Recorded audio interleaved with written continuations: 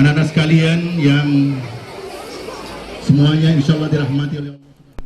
Tim mini soccer TSR Tirek FA Palembang perwakilan dari kota Palembang mengikuti event Festival Sepak Bola Nusantara Excellent Road to Jabar 2023. Kegiatan tersebut diikuti sebanyak 24 tim kategori U10, antara lain SSB Lampung, First Club, Mahesa Jakarta, serta Akademi Persib Bandung.